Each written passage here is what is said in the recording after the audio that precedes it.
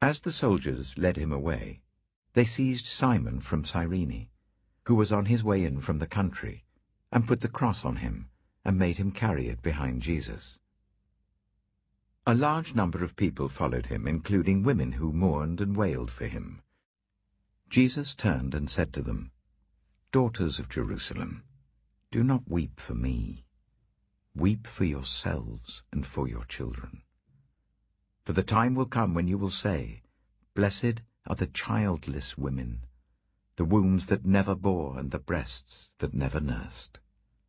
Then they will say to the mountains, 'Fall on us,' and to the hills, 'Cover us.' For if people do these things when the tree is green, what will happen when it is dry?" 2 other men, both criminals, were also led out with him to be executed. When they came to the place called the Skull, they crucified him there along with the criminals, one on his right, the other on his left. Jesus said, "Father, forgive them, for they do not know what they are doing." And they divided up his clothes by casting lots. The people stood watching, and the rulers even sneered at him. They said, "He saved others, let him save himself, if he's God's Messiah, the chosen one." The soldiers also came up and mocked him.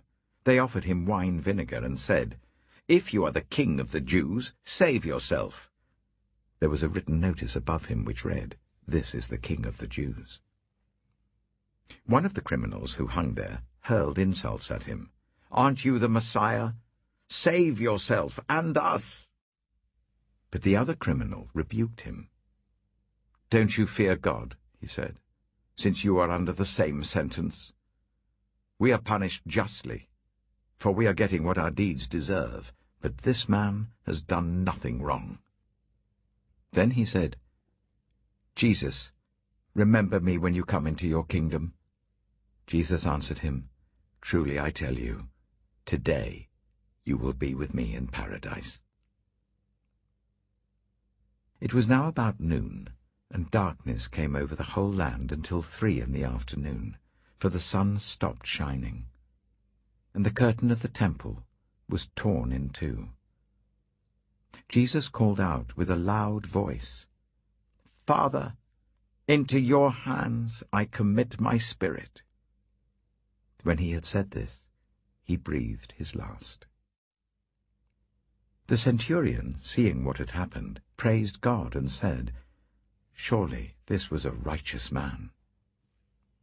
When all the people who had gathered to witness this sight saw what took place, they beat their breasts and went away. But all those who knew him, including the women who had followed him from Galilee, stood at a distance watching these things. Now there was a man named Joseph, a member of the council, a good and upright man, who had not consented to their decision and action. He came from the Judean town of Arimathea, and he himself was waiting for the kingdom of God. Going to Pilate, he asked for Jesus' body. Then he took it down, wrapped it in linen cloth, and placed it in a tomb cut in the rock, one in which no one had yet been laid. It was Preparation Day, and the Sabbath was about to begin.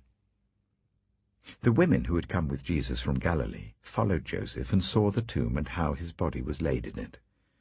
Then they went home and prepared spices and perfumes, but they rested on the Sabbath in obedience to the commandment.